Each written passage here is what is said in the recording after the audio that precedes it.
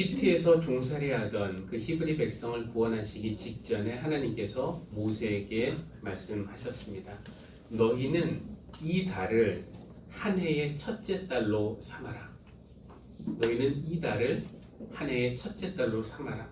그러니까 이 달이란, 이번 달이란 오늘날 달력으로 하면은 3월 혹은 4월에 해당하는 달이었습니다. 그러나 그날이 3월이든지 5월이든지 9월이든지 11월이든지 상관이 없어요. 히브리 백성이 출애굽한 그 달을 그들에게 첫째 달로 삼으라고 그렇게 말씀하신 것입니다. 그렇게 보면 우리 하늘씨앗교회 첫째 달은 9월이라고 말할 수 있습니다. 9월에 시작했기 때문에 그런데요.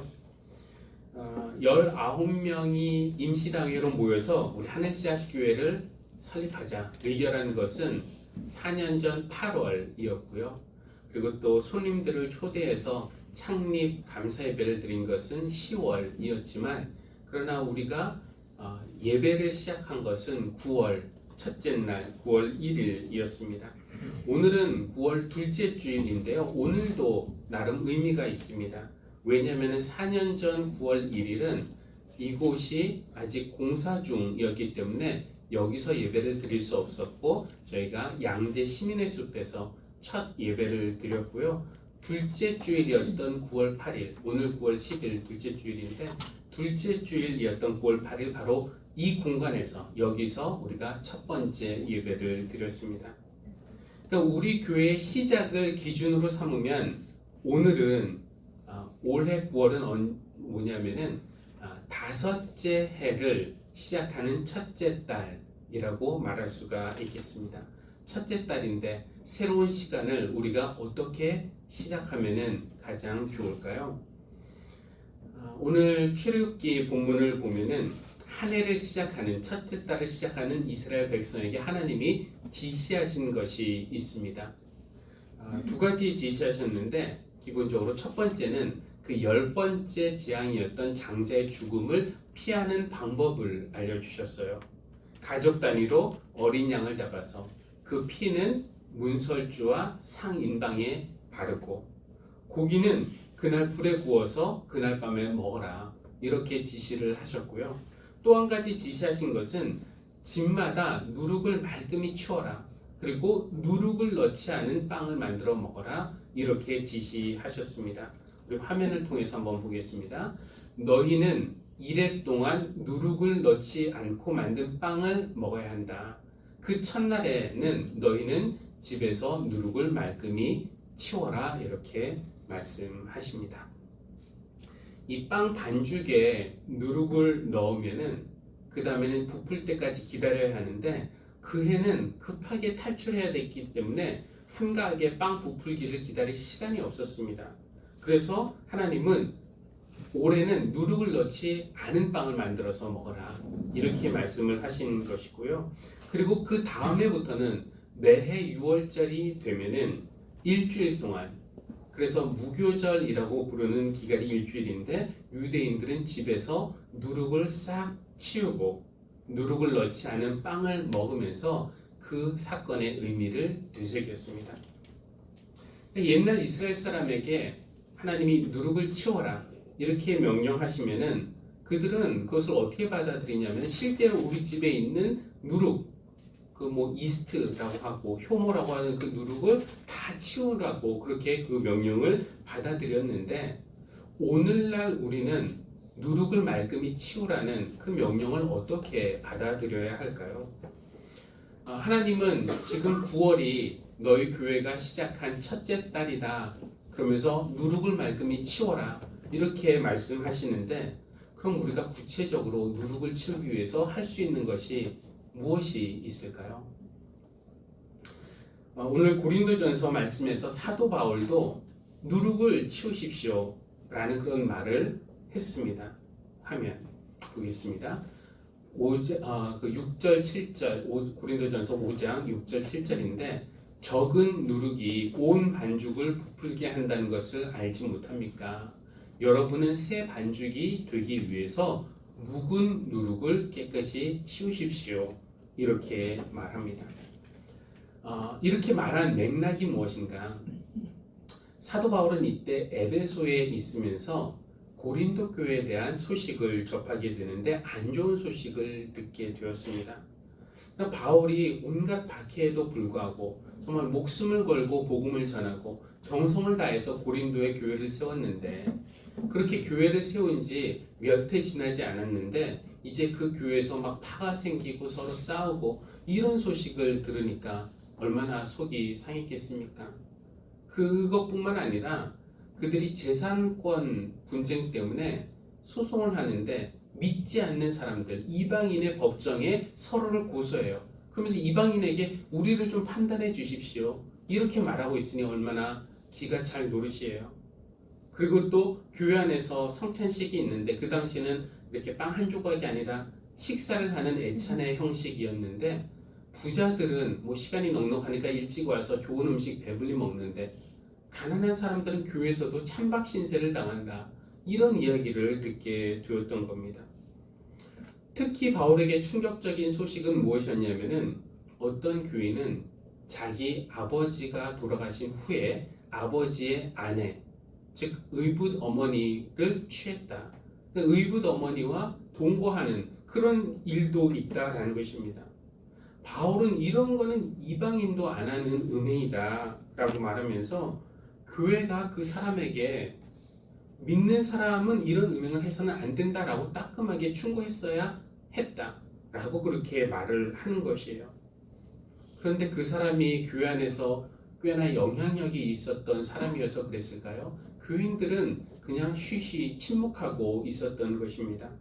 그래서 바울은 그러한 사람은 교회에서 제거했어야 했다며 하는 말이 적은 누룩이 온 반죽을 부풀게 한다는 거 알지 못합니까?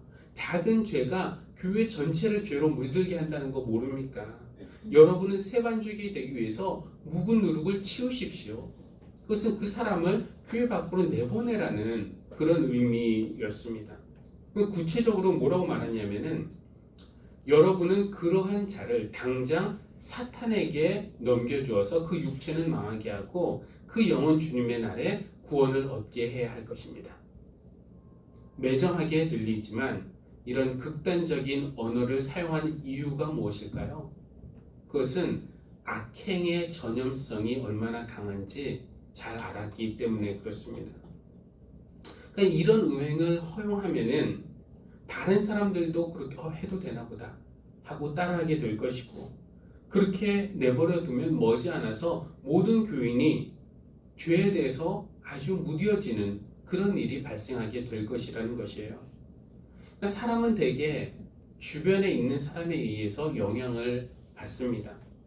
그러니까 우리 안에는 선한 것에 끌리는 마음도 있고 악한 것에 끌리는 마음도 있어요. 그러니까 저 사람은 선인 혹은 악인 따로 종자가 따로 있는 것이 아니라 누구나 자기 마음속에 선한 마음과 악한 마음을 가지고 있는데, 내가 어떤 것에 더 이끌리느냐, 어떤 것에 더 민감하게 반응하느냐에 따라서 그 사람은 선한 사람으로 살기도 하고 혹은 악한 사람으로 살기도 합니다.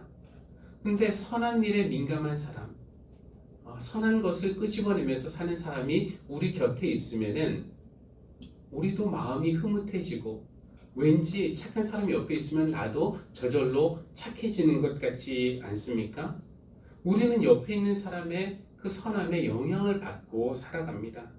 그런가 하면은 우리가 만나는 사람들이 선하고 긍정적인 그런 것을 끄집어내면서 사는 것이 아니라 부정적이고 악한 것에 이끌리는 사람들이라면은 그 옆에 있다가 우리도 비슷하게 변해가고 맙니다.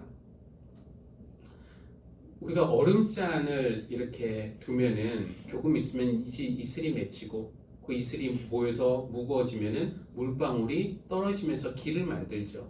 그러면 다른 물방울들이 각자 길을 만들면서 떨어지는 것이 아니라 처음 물방울이 만들어낸 그 길을 따라서 흐르게 됩니다.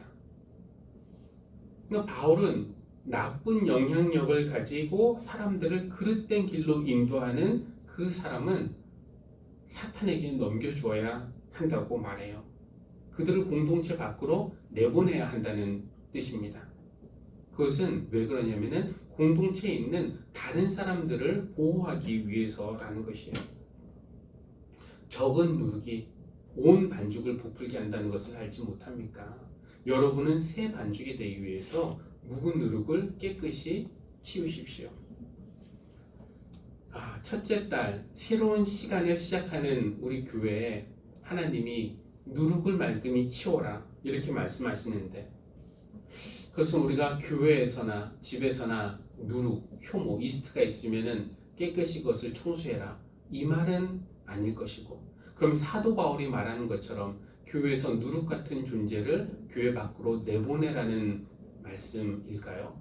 근데 그것은 현실적으로 아주 어려운 일입니다. 우리 가운데 과연 누가 누룩입니까? 저를 포함해서 여기 누구도 온전하다 이렇게 말할 수는 없지만, 그렇다고 죄를 지었다고 해서 교회에서 나가시오 이렇게 말할 수는 없지 않습니까? 지금 우리 교회에는 저 사람은 좀 나가면 좋겠다 라고 생각되는 사람은 한 명도 없어서 저는 정말 그것이 여러분에게도 감사하고 하나님께도 감사한 일이지만, 사실 목회 현장에서 이렇게 있다 보니까 저 사람은 좀 나갔으면 좋겠다, 내보내고 싶다, 이런 사람들이 없는 건 아니에요. 가끔 이간질, 교회 안에서 이간질하는 사람들이 있습니다. 교인 사이에서도 저 사람이 당신에 대해서 이렇게 얘기하더라 라고 얘기하는 사람이 있고, 또 교인과 목사 사이에서도 이간질하는 사람 그 한 명이 교회 전체를 얼마나 순식간에 혼란에 빠뜨리는지 저는 잘 알고 있습니다. 목사님, 교인들이 목사님 다 힘들어합니다. 그런 말 들으면은 말하는 사람에 따라서 물론 무시할 수도 있지만 정말 목사로서는 위축이 되죠. 요즘에 박 집사님이 설교할 때 눈을 내리고 있던데 내가 싫어서 그런가, 이 권사님이 요즘에 내 눈을 피하던데 내가 힘들어서 그런가, 이런 생각을 하게 됩니다. 근데 그 사람은 제가 목사님에게 솔직하게 말씀드리고 싶어서 이렇게 말씀하는 건데 라고 하면서 말을 하죠. 근데 목사에게만 그렇게 말하는 것이 아니라 교인에게 와서는 목사님이 당신을 이렇게 생각하더라 이렇게 말하면은 교회는 그 다음부터 어느새 서로를 사랑의 눈으로 보는 게 아니라 의심의 눈초리로 서로를 바라보게 됩니다. 그러니까 적은 누룩 한 명이 교회 전체를 썩게 하는 것이에요. 그러니까 그런 사람은 수입이 많아서 11조를 많이 하든지 교회 출석을 열심히 하든지 봉사를 많이 하든지 상관이 없어요. 그렇게 부정적인 영향을 끼칠 바에야 교회 안 나오면 좋겠다라는 생각이 들기도 합니다. 또 불평하는 사람 한 명이 얼마나 쉽게 불평하는 사람 10명을 만들어낼 수 있는지도 목격했습니다. 적은 누룩은 이처럼 전체를 부풀게 합니다. 물론 적은 누룩을 교회에서 제거하는 일은 전체적인 교회 건강을 위해서 필요한 일이죠. 그 암 조직을 제거해내는 것은 아픈 일이지만 몸 전체의 건강을 위해서 필요한 것과 마찬가지이지만 사실 그것이 절대 쉽지는 않습니다. 어떻게 해야 될까요? 한때 빵 굽기가 취미였던 아내에게 이스트, 효모, 누룩에 대해서 아는 것이 있는지 물었는데요. 빵 반죽을 하다가 잘 안 되는 때가 있다고 하는 겁니다. 그냥 빵 반죽이 잘 부풀지 않는다는 것은 누룩이 제 역할을 하지 못했다는 뜻이죠. 언제 잘 안 되느냐, 두 가지가 중요한데 하나는 온도가 중요하고 하나는 소금이라고 말을 합니다. 그러니까 밀가루에 적당량의 물을 섞어서 반죽을 해야 되는데 그 물이 차가워도 안 되고 뜨거워도 안 되고 적당히 따뜻해야 누룩이 역할을 할 수 있다라고 말을 합니다. 그리고 이제 반죽한 후에 그 반죽을 놔두는데 방이 너무 추워도 안 되고 방이 너무 더워도 안 되고 적당한 온도에 두어야 그 빵 반죽이 부풀게 되는 것이에요. 또 하나는 소금인데 소금이 가까이 있으면은 반죽이 부풀지 않는다는 거예요. 소금과 이스트는 떨어뜨려 놔야 한다. 소금이 옆에 있으면은 누룩은 자기 일을 하지 못합니다. 제가 뭐 화학적으로 잘 설명은 못하겠지만 그냥 생각하면은 누룩은 쉽게 말하면 부패하게 하는 역할을 하는 거고 소금은 부패하지 못하게 하는 역할을 하기 때문에 그런 것이 아닐까 생각이 됩니다. 이 온도와 소금에 대해서 이야기를 들으면서 누룩을 교회 안에서 누룩을 제거하는 방법이 생각이 났어요. 교회 안에서 문제를 일으키는 어떤 사람을 징계하는 것, 그 사람을 교회에서 내보내는 것은 매우 어려운 일입니다.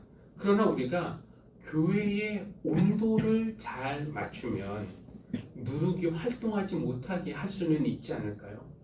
교회 온도라는 것은 뭐 에어컨이나 난방 이런 것을 말하는 것이 아니라 교회의 온도라는 것은 전체적인 교회 분위기, 전반적인 교인들의 영적인 수준 이런 것들을 말하는 것입니다. 근데 미지근하면은 누룩이 활동하기가 좋아요. 한 명의 누룩만 있어도 교회 전체 분위기 그냥 미지근하면은 누룩이 막 휘젓고 다닐 수 있습니다. 그러나 교회의 영적 온도가 차갑거나 뜨거우면은 누룩은 활동하지 못하고 그냥 조용히 있거나 죽게 됩니다.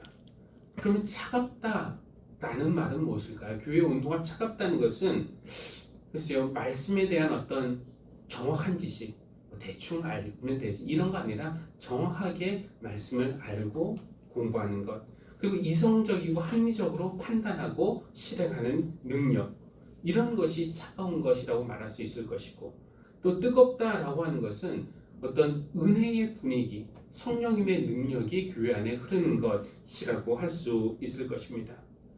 교인들이 말씀의 근거에서 하나님의 성품과 하나님의 뜻을 바로 알고 있고, 교회 분위기가 전체적으로 은혜로운 분위기면은 한 명이 막 휘젓고 다니면서 이간질하는 말, 불평하는 말, 부정적인 말 하지 못하게 된다라는 것이에요. 그 사람의 말에 동의하지 않는 다수에 의해서 그 사람은 잠잠해지는 것입니다. 모래성을 쌓아도 파도가 한번 불면은 사라지듯이 누군가 막 시끄럽게 거짓의 성을 쌓아도 은혜의 파도가 한번 지나가면은 싹 없어지는 것과 마찬가지입니다. 그러나 교인들이 전체적으로 믿음이 허약하고 영적으로 침체되어 있으면은 부정한 말을 하는 한 사람이 교회 판을 막 흔들 수 있다라는 것이죠. 그래서 교회 안에서 문제를 일으키는 한 명에게 교회에서 나가시오 이렇게 내보내는 것보다 훨씬 좋게 누룩을 제거하는 방법은 교회의 영적 온도를 유지함으로써 누룩이 활동하지 못하도록 하는 것일 겁니다. 또 소금이 누룩 옆에 있으면 누룩이 죽는다고 하잖아요. 그러니까 우리가 누구를 누룩으로 규정하고 그 사람을 내보내는 것보다는 내가 먼저 소금이 되는 것, 그러면은 되는 것입니다. 내가 예수 그리스도의 짠맛을 간직하는 소금이 되면은 이간질하는 말, 부정적인 말, 불평의 말, 이것이 나한테 올 때 그것을 전달하는 것이 아니라 나를 여기서 멈추게 할 수 있고 오히려 잠잠하게 할 수 있게 되는 것입니다. 생각해 보면은 우리 각자 안에도 누룩은 있습니다. 작지만 가만히 두면, 미미하지만 가만히 두면은 내 삶 전체를 부정하게 하는, 병들게 하는 그런 죄의 씨앗이 우리에게 있습니다. 내 안에는 어떤 누룩이 있을까요? 어떤 사람에게는 그것이 다른 사람에 대한 미움, 원망, 분노 이런 것이 누룩일 수도 있고요. 또 어떤 사람에게는 나 자신에 대한 열등감이나 애정결핍이나 상처 이런 것이 조그맣게 있어도 내 전체를 병들게 할 수도 있고요. 아니면 나는 안 돼 라는 어떤 좌절과 낙심이 누룩일 수도 있고, 아니면 자기 자랑이나 교만, 이것이 나를 부풀게 하는 누룩이 될 수도 있습니다.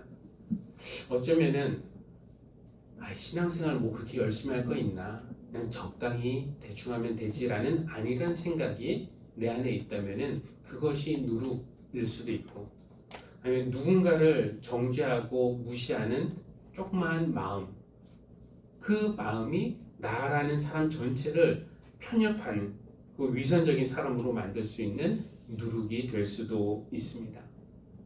내 안에 있는 누룩은 무엇입니까? 또 나는 그것을 어떻게 제거할 수 있을까요? 이번에도 역시 중요한 것은 온도와 소금이 아닐까 생각이 드는데요. 그러니까 내 안에 있는 내 안에 내적 영적인 온도, 우리가 뭐 체온은 36.5도이지만 내 영적인 온도, 믿음의 온도는 몇 도일까요? 누룩이 활동하지 못하게 하는 그런 온도를 유지하는 것이 중요합니다. 근데 뭐 자세히 말씀드릴 수 있는 건 아니지만 그 신앙의 온도를 유지하는 역할을 하는 것이 감사라고 해요. 그러니까 좋을 때만 감사하는 것이 아니라 우리 그런 찬양도 있죠. 응답하신 기도도 감사, 거절하신 것도 감사, 길가의 장미도 감사, 장미꽃 가시도 감사.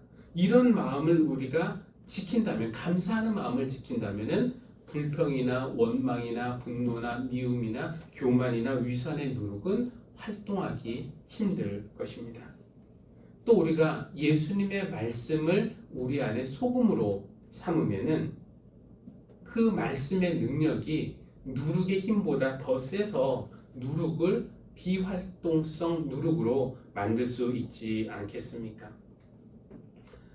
9월 둘째 주일입니다. 하나님은 이달을 너희의 첫째 달로 삼으라고 하시면서 주시는 말씀이 누룩을 말끔히 치워라. 그렇다고 우리 교회 안에 누룩 같은 사람을 제거하겠다면서 정죄하는 눈이나 심판의 눈으로 누군가를 바라보지는 마십시오.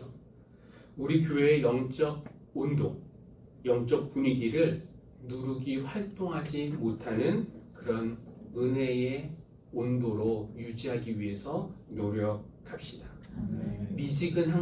미지근해서 이것도 아니고 저것도 아닌 그런 교회가 아니라 하나님과 이웃에 대한 사랑은 뜨겁고 또 서로에 대한 마음은 서로를 시원하게 할 수 있는 그런 마음을 우리가 가질 수 있으면 좋겠습니다. 그리고 우리 교회가 소금 같은 사람이 누룩 같은 사람보다 더 많아서 이 썩게 하는 힘보다는 지켜내는 그 예수 그리스도의 짠맛을 간직하는 힘이 더 센 교회가 된다면은 누룩은 활동하지 못할 것입니다. 우리 각 사람 안에 있는 누룩도 제거해야 할 것입니다. 무엇보다도 성령님께서 우리에게 감사하는 마음을 주셔서 누룩이 활동하지 못하는 영적 온도를 우리가 유지할 수 있으면 좋겠고, 주님의 말씀, 성경 말씀이 우리 안에서 소금 역할을 해서 우리가 썩어지는 것을 막아주시기를 빕니다. 우리 하늘씨앗 교회가 하나님을 가리지 않는 교회, 본질을 회복하는 교회, 예수 정신을 간직한 교회가 되면 좋겠다고 했는데, 이 온도 그리고 소금으로 누룩을 없앰으로써 그런 교회가 되어가기를 바랍니다. 하나님, 첫째 달을 새롭게 시작하는 우리에게 먼저 누룩을 제거하라고 하시는 말씀을 듣습니다. 누룩을 제거하는 방법이 누군가를 누룩으로 규정하고 정죄하고 징계하는 것이 되지 않게 하여 주십시오. 그렇게 하다가 위선적인 바리새인처럼 될까 두렵습니다. 우리 교회의 영적 온도가 미지근해서 누룩이 활동하기 좋은 교회가 아니라 하나님을 사랑하는 마음은 뜨겁고 성도들을 대하는 마음은 시원한 교회, 불평보다는 은혜로운 분위기가 압도적인 교회, 곳곳에 예수 그리스도의 짠맛을 간직한 소금 같은 이들이 있어서 누룩의 활동을 멈추게 하는 그런 교회가 되게 하여 주십시오. 우리 각 사람 속에 있는 누룩도 없어지기를 기도합니다. 작은 죄의 씨앗이라도 남겨두지 말고 주님의 보혈로 씻으셔서 교만이나 탐욕으로 부풀지 않게 하여 주십시오. 예물을 주님 앞에 올려드립니다. 모든 것이 주님께로부터 왔음을 고백하며 11조와 주일 헌금으로 드립니다. 범사에 또 특별한 일에 감사하여 감사의 예물을 드리고 선교하는 마음으로 선교의 예물을 드립니다. 하나님께서 기쁘게 받으시고 드린 이들 위해 하나님의 크신 은혜를 베풀어 주십시오. 감사드리며 예수님의 이름으로 기도합니다. 아멘.